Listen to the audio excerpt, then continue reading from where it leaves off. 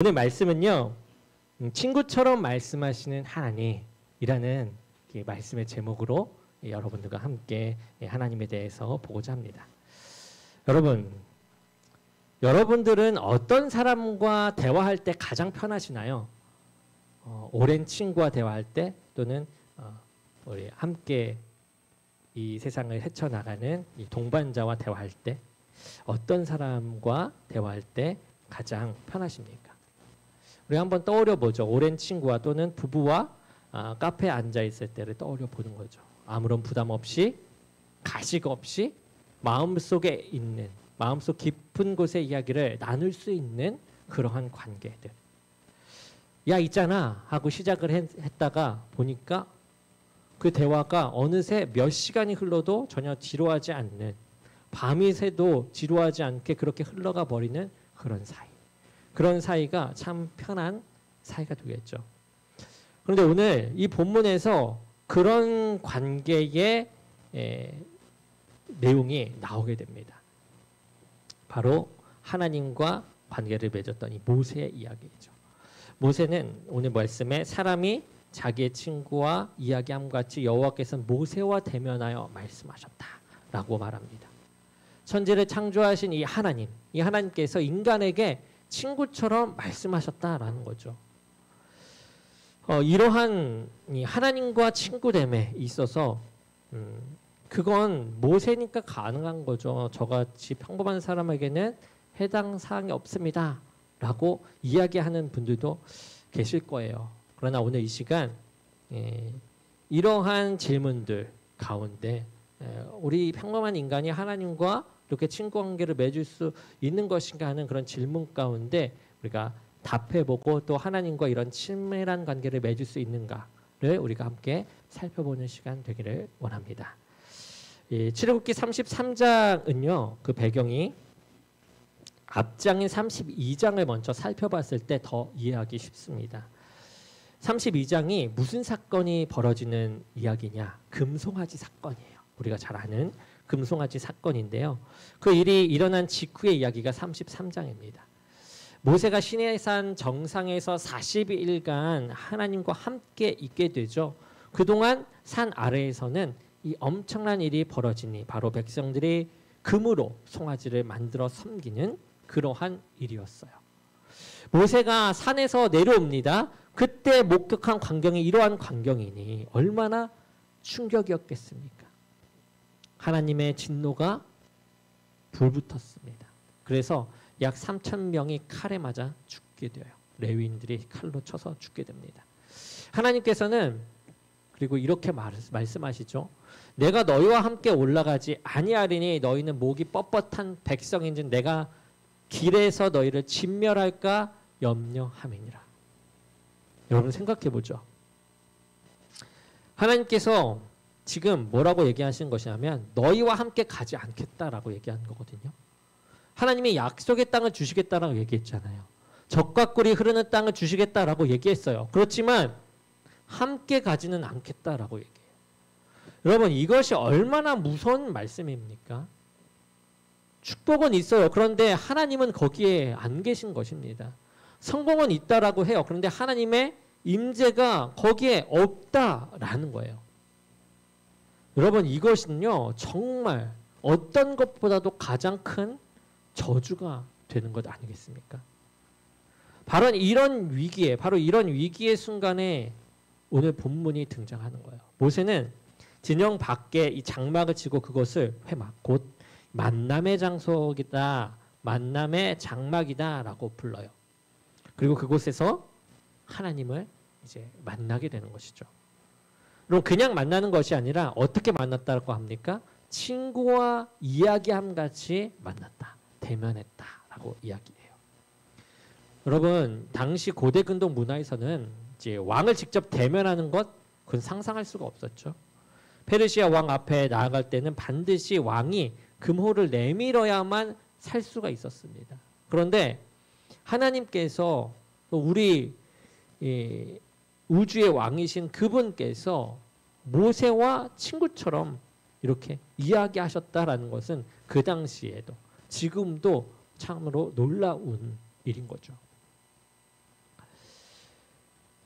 여러분, 신앙생활을 오래 했다라고 해서 모두 하나님과 친밀한 관계일까요? 그렇지 않습니다.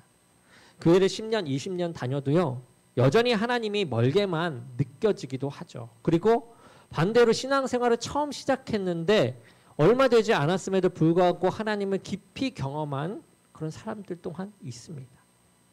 여러분, 이것은 무엇을 의미하는 걸까요? 하나님과 관계 속에서 이러한 모양은 바로 하나님의 관계는 시간이 아니라 깊이가 중요하다라는 거죠. 또 시간이 있어야 깊이도 있겠지만 시간이 중요한 것이 아니라 깊이가 더 중요하다. 깊이를 먼저 보아야 한다라는 거죠. 출애굽기 24장을 보면 하나님께서 시내산에서 백성들을 만나시는 그런 장면이 나오게 돼요. 그런데 여기에서 4가지 이 차원의 만남을 보여주십니다. 이 산을 토대로 보여주시는데 이 산에서 맨 끝에 바깥쪽에는요, 일반 백성들이 있어요. 뭐라고 하시냐? 출애굽기 19장에 너는 백성을 위하여 주위에 경계를 정하고 이르기를 너희는 삼가 산에 오르거나 그 경계를 침범하지 말지니 산을 침범하는 자는 반드시 죽임을 당할 거다 라고 얘기해요. 그러니까 백성들은 산 밑에서 하나님의 임재를 목격할 수는 있어요. 산 위에서 무슨 일이 일어나는지는 멀리서 본다라는 거예요. 가까이서가 아닌 멀리서 봅니다. 그렇지만 가까이 다가갈 수가 없어요. 멀리서 천둥과 번개를 보고 나팔 소리만 들을 뿐입니다. 하나님의 능력은 멀리서 경험하는 거죠. 멀리서 보지만 하나님의 마음은 알지 못해요. 왜 그런 일이 일어나는지를 모른다라는 거죠. 거기에서 이제 더 안쪽으로 들어갑니다. 이제 올라가는 그 문턱이겠죠. 조금 더 안쪽에서는 장로 70명과 제사장들이 있어요.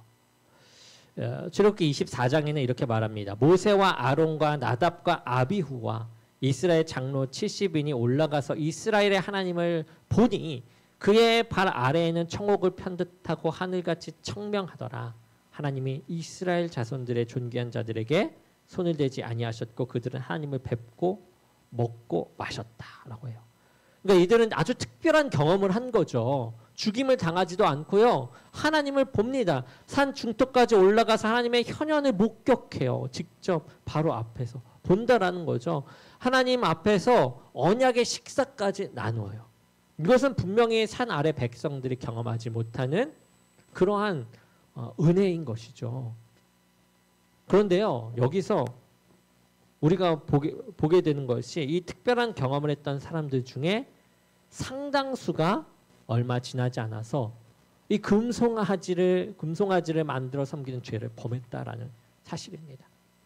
나답과 아비후는 나중에 다른 불을 들였다가 하나님의 심판을 받기도 하죠. 여러분, 이것은 무엇을 말할까요? 이 산 중턱까지 올라갔던 70인 장로와 제사장들은 무엇을 말합니까? 특별한 영적 체험들이 있었어요. 그러나 그것이 반드시 영적 성숙을 보장하는 것은 아니다라는 사실을 보여주는 거예요.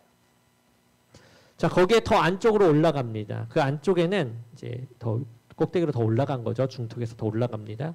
거기엔 여호수아가 있어요. 모세가 그의 부하 여호수아와 함께 일어나 모세가 하나님의 산으로 올라갔다라고 얘기해요. 여러분, 모세만 올라갈 수 있는 그 길이에요. 그 길에 여호수아는 모세의 수종자로서 함께 동행하게 되는 것이에요. 그리고 오늘 본문을 보게 되면 이렇게 말합니다. 모세는 진으로 돌아오지만 눈의 아들 젊은 수종자 여호수아는 어떻게 합니까? 회막을 떠나지 아니한다. 모세가 하나님을 만났어요. 진영으로 돌아가요. 그 후에도 이 여호수아의 모습은요, 그 회막에 남아 있습니다. 이것은 단순한 충성심의 표현이 아니죠. 여호수아는 이 하나님의 임재를 사모했다라는 거예요. 다른 사람들이 모두 떠난 후에도 그곳에 머물고 싶어 했다라는 그 말입니다. 하나님과 더 깊은 교제를 갈망했다라고 볼 수 있는 거죠. 그렇게 되면 하나님의 임재 자체를 이렇게 사모하는 사람이라면 어떻게 되겠습니까? 그를 하나님은 기억하시고 하나님의 일을 감당하게 된다라는 것이에요. 여호수아가 나중에 모세의 계승자가 되지 않습니까? 그것이 우연이 아니었다라는 거예요. 그는 하나님과의 친밀함을 추구했고요. 하나님께서 그것을 보시고 그를 사용했다라는 것이죠. 그리고 마지막 가장 중심에 가장 꼭대기 누가 있냐? 모세가 있습니다. 모세는 산 정상까지 올라가서 40주야를 하나님과 함께 보내요. 그것도 2번이나 그렇게 보냅니다. 그는 차원이 다른 하나님과의 교제를 누렸어요. 여러분, 이렇게 4단계가 있습니다. 끝부터 바깥, 산 아래, 바깥부터 정상까지 4단계를 우리가 보았는데요. 여러분들은 이 4단계 중에 어디에 계시나요? 혹시 여러분은 오랜 시간 산 밑에만 머물러 계시지 않습니까? 다른 사람들이 경험하는 것을 멀리서만 지켜보고 하나님께서 의도하시는 그런 은혜의 기적들을 생각하지 못하고 바깥에만 머물러 있는 그런 일반 백성이십니까? 아니면 특별한 체험만 쫓아다니고 있는 그런 70인 장로나 제사장들이십니까? 아니면 여호수아처럼 하나님의 임재를 진정으로 사모하는 그 자리에 있으십니까? 아니면 이제 모세와 같이 하나님과 대면하여 친구처럼 대화하는 그 자리에 있으십니까? 여러분, 중요한 것은 이것이죠. 하나님께서는 모든 사람을 더 깊은 친밀함으로 초대하고 있다라는 거예요. 초대. 우리가 다가가는 게 아니라 그분이 우리를 초대해서 다가오게 하신다라는 것입니다. 출애굽기 말씀에 이렇게 나와요. 우리가 함께 읽어볼까요? 출애굽기 19장 5절에서 6절 말씀입니다. 출애굽기 19장 5절에서 6절 말씀입니다. 시작. 다 내게 속하였나니 내 말을 잘 듣고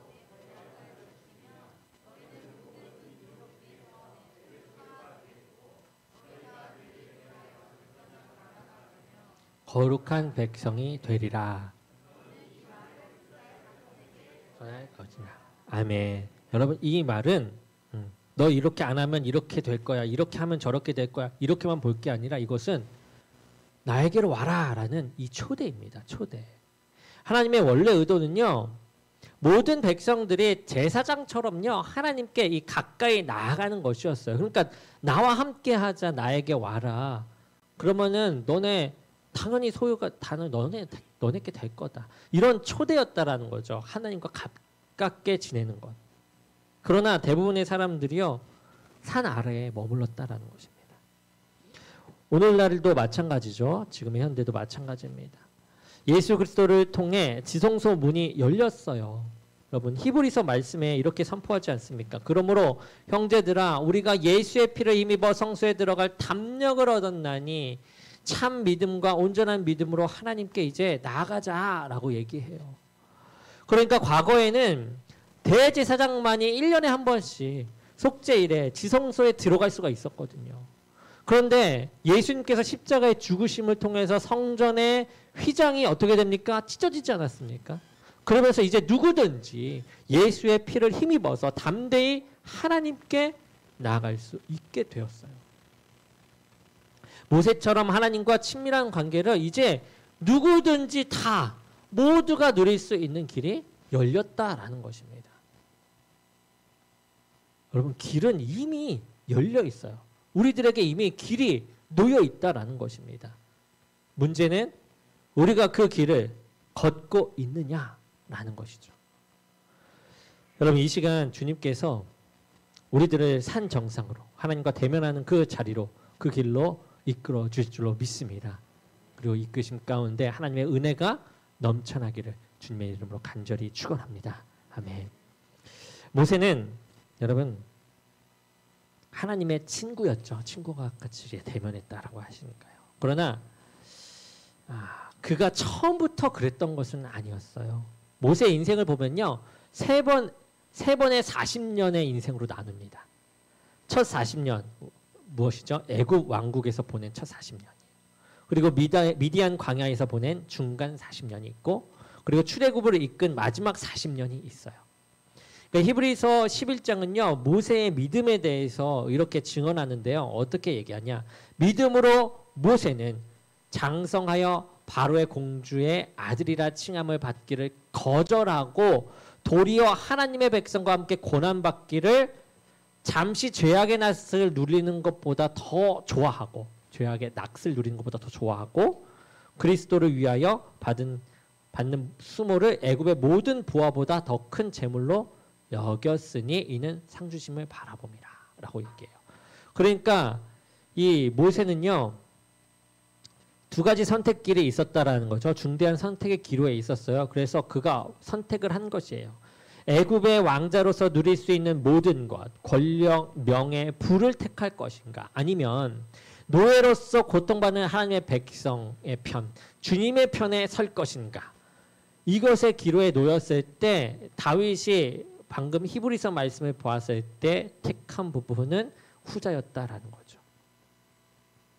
여러분, 이것은 믿음의 결단이었죠. 하나님은 이 결단을 기억하신 것입니다. 그런데 여러분, 이 결단 가운데 모세는요, 그 결단을 하고 나서 행한 방법이 너무 서툴렀어요. 그는 애굽인을 쳐 죽이고 광야로 도망치지 않았습니까? 여러분, 너무나도 서툴렀죠. 하지만 하나님은 그의 마음을 보셨어요. 그가 어떤 마음의 동기로 그러한 일을 행했는가, 하나님을 어떻게 생각하셨는가, 그 마음의 동기를 보셨다라는 거예요. 그래서 하나님은 완벽한 실행이 아니라 마음의 동기를 보신다라는 거죠. 우리의 완벽한 실행이 아닌 마음의 동기. 사무엘상 16장 7절에서 하나님은 이렇게 말씀하세요. 우리 함께 읽어볼까요? 16장 7절, 사무엘상 16장 7절. 시작. 이르시되 그의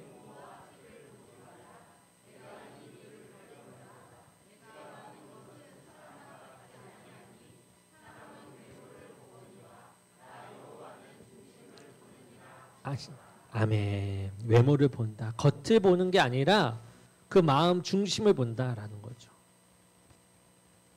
모세가 쓰임받은 이유는 그렇게 잘못을 저질렀지만 하나님은 그 중심을 보셨기 때문에 글을 쓰셨다라는 거예요.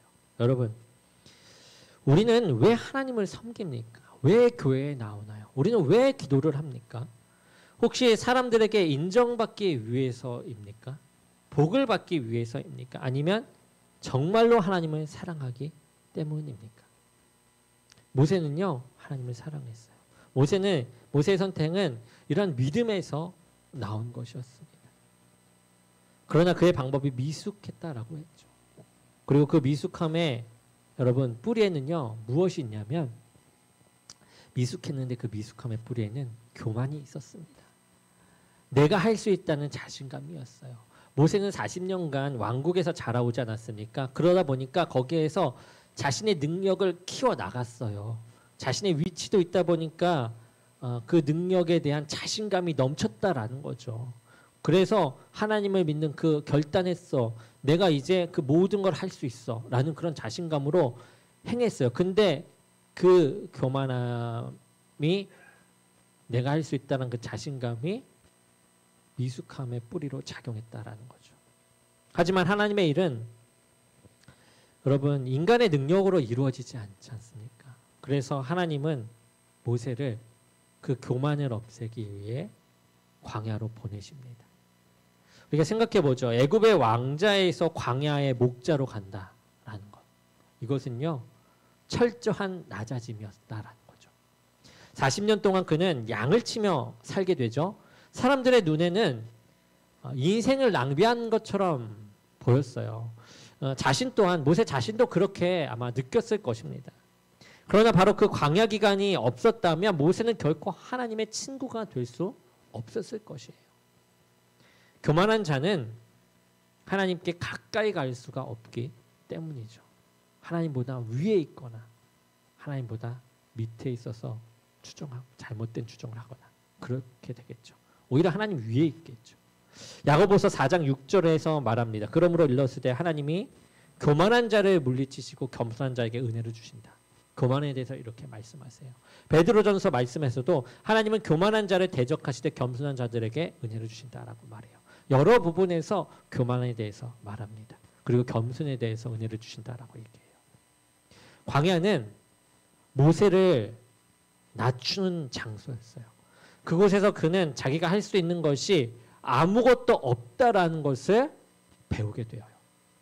호렙산에서 하나님이 그를 부르셨을 때 보면요, 80세의 모세가요, 더 이상 내가 하겠습니다 라고 얘기하지 않습니다. 대신에 그의 태도는 어떻게 되죠? 그의 대답. 내가 누구이기에 바로에게 갑니까? 내가 누구이기에 이스라엘 자손을 애굽에서 인도해 내겠습니까? 라고 얘기해요. 40년 전에 모세였다면 아마 내가 하겠습니다 라고 즉시 대답했을 것입니다. 하지만 광야를 거친 모세는 달랐다라는 거죠. 그는 자기의 무능함을 알았어요. 하나님 없이는 아무것도 할 수 없다라는 것을 깨닫게 됩니다. 이것이 바로 하나님이 원하시는 그러한 모습이죠. 하나님은 자기 능력을 의지하는 사람을 쓰지 않아요. 하나님은 자기 무능함을 아는 사람을 쓴다라는 거예요. 아는 사람. 하나님께서 우리의 무능함 위에 계시고 나는 무능함이 주님께 의지해야 함을 아는 사람. 나는 아무것도 아님을 아는 사람을 쓰십니다. 고난과 이렇게 낮아짐이 없이 하나님의 친구가 되는 사람은 없다라는 것이죠. 이 조지 맥도날드도 이렇게 말해요. 즐거움은 감사를 잊게 하지만 고난은 기도하게 만든다. 여러분, 우리가 형통할 때는 하나님을 잊어버립니다. 그러나 고난 가운데서 우리는 하나님을 찾게 된다는 거죠. 광야는 그러므로 우리의 기도처가 됩니다. 거기서 우리는 하나님을 만난다라는 거예요. 우리의 인생에 광야를 주신 목적은 우리를 낮추사 하나님께 나아오게 하시기 위함이다. 나아오게 하기 위함이다.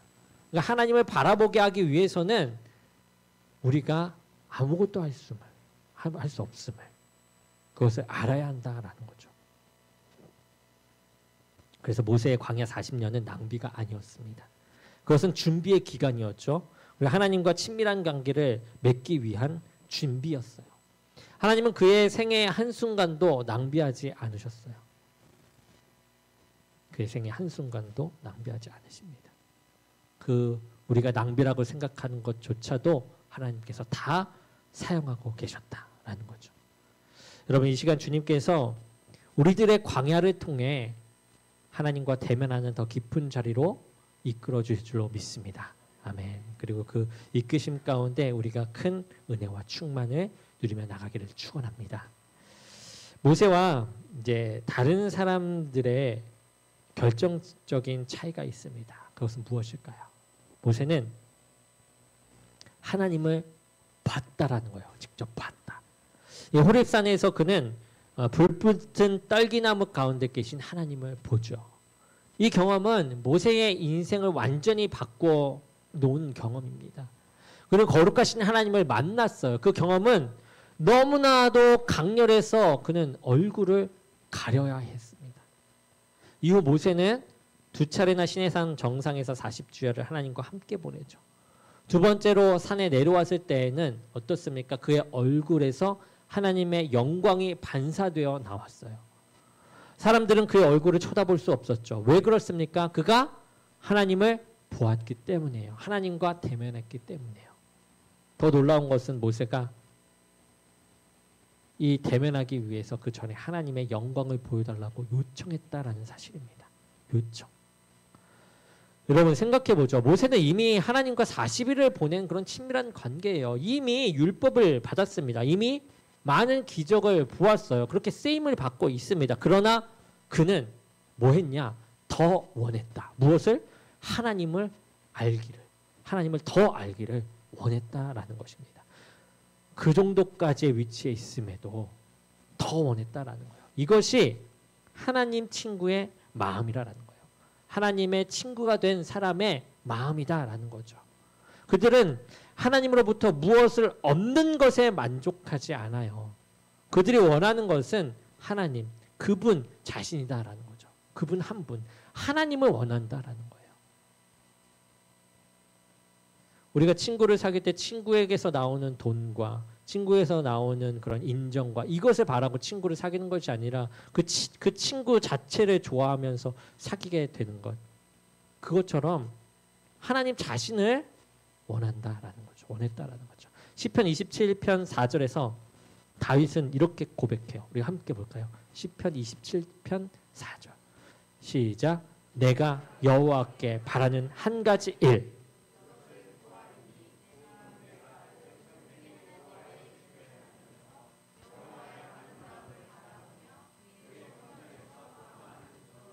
아멘.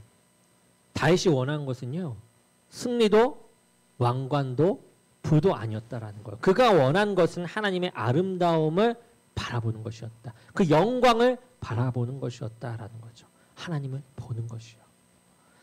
모세도 마찬가지입니다. 그는 하나님께 이렇게 기도해요. 주께서 이 백성과 함께 가지 아니하시려거든 우리를 이곳에서 올려보내지 마세요. 나와 주의 백성이 주의 목전에서 은총받은 줄을 무엇으로 우리가 알리겠습니까?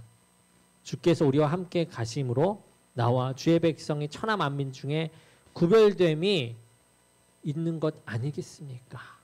라고 얘기해요. 그러니까 무슨 말이냐? 모세는 하나님의 임재를 원했어요.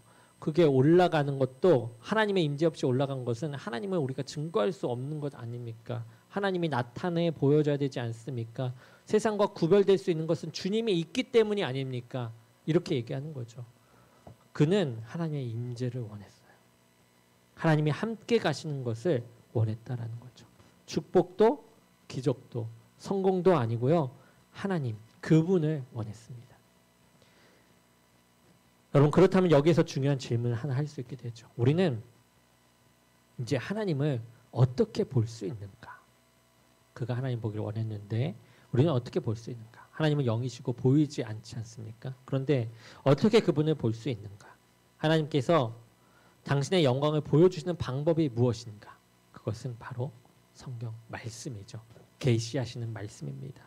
하나님의 성품을 말씀으로 선포하신다라는 거예요. 하나님은 자신의 성품을 말씀으로 선포하세요. 하나님을 본다는 것은 하나님의 성품을 아는 것입니다. 그리고 하나님의 성품이 우리들에게 전달돼서 우리가 닮아가지는 그런 것들이죠. 그리고 하나님의 성품을 우리가 알 때는요. 어떻게 됩니까? 변화, 닮아간다. 방금 막 얘기했던 것처럼 변화가 일어나요. 어떻게 변화가 일어납니까? 자비롭고 은혜로우신 하나님을 보게 되면 우리도 자비롭고 은혜로워진다라는 거예요. 노하기를 더디하시는 하나님을 우리가 보잖아요. 말씀을 통해서 보고 우리가 경험하잖아요. 그러면 우리도 그 안에서 인내하게 돼요. 인자와 진실이 많으신 하나님을 우리가 보면 우리도 사랑과 진실로 살아가게 되는 것입니다. 여러분 하나님을 보는 것, 하나님의 성품을 아는 것 이것이 영적 성장의 비밀이라는 것이에요. 하나님이 어떤 분이신지 하나씩 하나씩 깨달아가면 갈수록 우리는 그 안에서 성장이 일어난다라는 거예요. 여러분 더 열심히 노력해서 변하는 거 아닙니다. 우리가 힘으로 열심히 노력한다고 해서 변함이 일어나지 않아요. 하나님을 보고 하나님이 어떤 분인지 보고 나니까 자연스럽게 변화가 된다라는 것입니다. 마치 어떤 거예요? 부모를 보고 배우는 아이처럼요. 부모가 어떻게 행동하는지 보고 그거를 따라하고 말하고 배우는 것처럼요. 친구를 보고 따라하고 영향을 받는 것처럼요. 우리가 좋은 친구를 사귀어야 된다라는 이유가 그거지 않습니까? 좋은 부모 아래에서 아이들이 바르게 자라는 것 우리가 그런 말을 하는 이유가 다 있지 않습니까? 그런 것처럼요. 우리가 하나님을 보면 볼수록 우리는 그와 닮아지고 있는 나를 보게 된다는 것입니다. 여러분 이 시간 주님께서